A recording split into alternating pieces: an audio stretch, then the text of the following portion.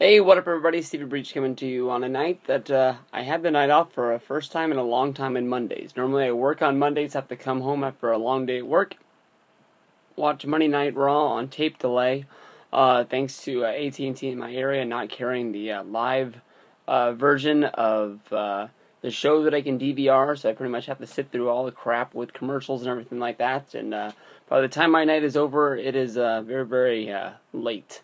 But it seems that I cared more about watching football tonight than I did about watching wrestling. I think that tonight's Monday Night Raw show was pretty bad. The Green Bay Packers gave the Chicago Bears a big gift with Aaron Rodgers getting hurt early in the first quarter, and the Bears are leading the game right now 24-20. I think that honestly, if you were sitting at home to watch Monday Night Raw, the very first segment was the only segment that you needed to see. You could have turned the show off after 15-20 minutes, headed off and done anything else in the world and had a pretty nice night. Tonight's Raw opened with a match of CM Punk going up against Luke Harper. Basically, Punk got the win. It ended up being, the thing where all the Wyatt clan got up in the ring at the end, and Daniel Bryan came down to make the save, and a pretty exciting thing. I know we've seen CM Punk and Daniel Bryan together in the ring before. I think they've worked a six-man around the time that they were both WWE and World Heavyweight Champion a few years ago. I think they did some stuff back then.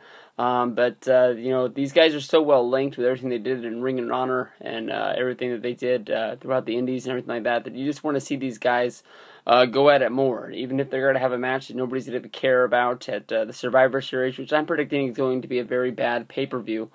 I think it's pretty cool that these guys are linked together.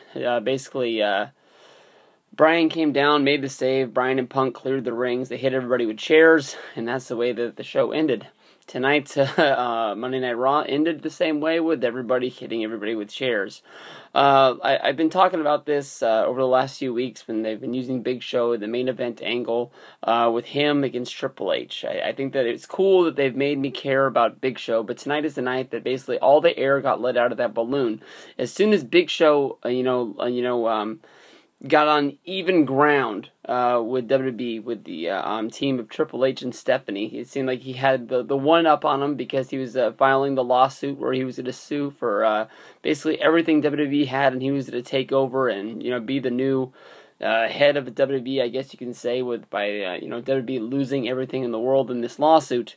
He held something over their heads where he basically could do whatever he wanted. Tonight, Stephanie, in fear of the lawsuit and the board coming down on top of them and saying that they had to get this thing squashed tonight, Big Show basically asked for his job back and asked for a title shot, and Hunter had to give him what he wanted. Now, I ask you, all those people that cheered for Big Show the last few weeks, do you care about Big Show anymore? You are going to a pay-per-view, the Survivor Series, one of the original big, I was going to call it the Big Five, but one of the original Big Three, I guess you can say, with, Survivor Series, SummerSlam, and WrestleMania back in the day before they, added a new pay-per-view for every month of the year. Is this something that you really care about? I've never really been a Big Show fan. He was a little bit exciting when he made the jump from WCW to WWF, but they never really handled him that well. And I don't know. I'm not that excited for it. Immediately after getting his match, he was signed to a handicapped 4-on-1 match. The Shield and Randy Orton versus Big Show. Big Show basically handled it as much as he could.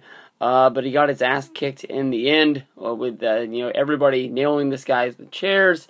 The triple power bomb from the Shield putting him through the announce table. Not good. I don't know. I don't really want to see Big Show as the WWE champion. I don't really want to see him in the main event. I remember last week the thought came into my mind that he actually could beat Randy Orton and then go on to a match with Triple H trying to get the title back. I don't want to see that either. I don't really want to see Big Show that much. Every time he gets into a big spot, I always think that maybe they're just giving him this big spot because he's going to be leaving. But it never really seems to happen. Big highlight of tonight's Monday Night Raw is Corporate Kane. Kane coming out without the mask, wearing a suit. Probably the first time we've ever seen this.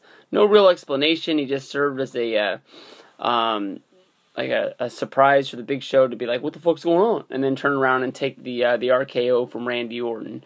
That, honestly, is all the highlights from tonight's Raw.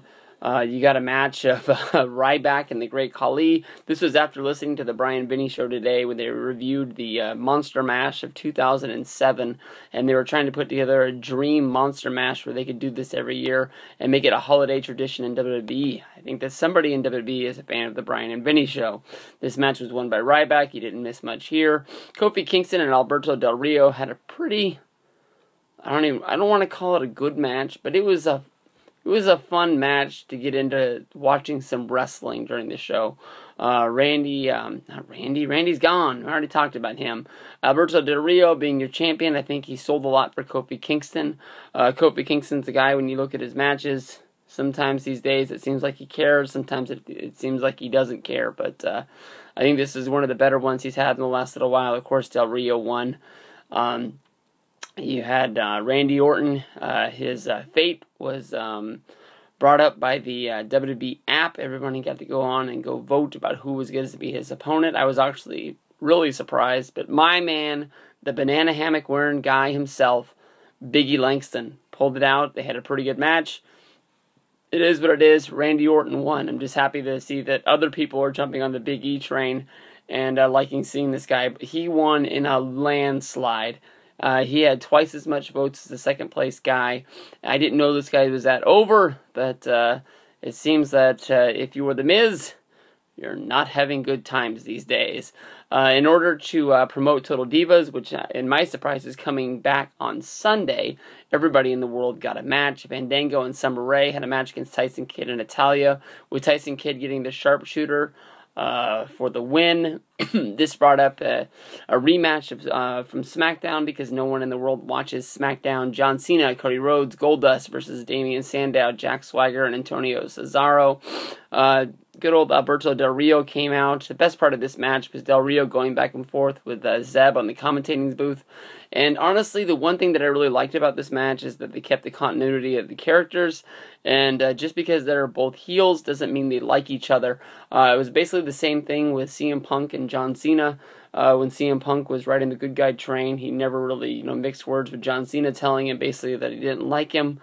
And just because they were both fan favorites doesn't mean they were going to be sharing dinner at the end of the night. But they brought up the fact that Del Rio beat Swagger at WrestleMania. They kept on trading things back and forth about border crossing and everything like that. Just basically, they didn't kill the gimmick of basically Zeb not liking Alberto Del Rio, and I thought that was pretty good. But this match, it is what it is. No surprise here. John Cena, Cody Rhodes, and Goldust got the win. You're not missing much if you didn't see it. Then the backstage angle setting up the main event happened. Vicky Guerrero telling Triple H and Stephanie that they saw Big Show walking around backstage. Stephanie shares the news that she is the one that invited Big Show to come down there. We are treated to none other than a Dolph Ziggler versus Curtis Axel match. Curtis Axel not being with Paul Heyman for the first time in a long time. Paul Heyman was on the phone during the show. I thought that he was basically going to be gone and absent from the WWE until he came back. But it seems like this is going to be some sort of an angle that I don't think is going to last as long as I thought it once was. Or WWE just called the dude up for shits and giggles and just to see what would happen if they put him on the air. Basically, he said that he was over in Europe. He was trying to get doctor's treatment because he's all screwed up from the Hell in the Cell beating that he took from CM Punk. And, I don't know. We're going to have to see. I mean, Curtis Axel didn't look great out there when he did have Paul Heyman. He didn't look good when he had him either. It's only a matter of time before somebody takes this belt. Dolph Ziggler beat Curtis Axel in a non-titles match. And I wouldn't be surprised if the next time these guys fight next week on Raw, the title's on the line, they just finally end Curtis Axel and take that belt off of him. And, I don't know, maybe give him another name. Bring him back for a fourth time. We got the Usos versus Drew McIntyre and Heath Slater, a three-man band. The Usos got the win. After that was another Total Divas match with the Bella Twins and Eva Marie. They fought AJ, Tamina, and Oksana. Somehow in the world, Eva Marie got the win. going to be seeing what the hell that's about when Total Divas comes back. And then we had the main event push with Big Show, Stephanie, Hunter, The Shield, and Randy Orton. It is what it is. Tonight's Raw wasn't that great. If you didn't watch it, you didn't miss much. We're still looking at 24-20 in Green Bay. See if the Packers can pull this magic out. Seneca Wallace behind center.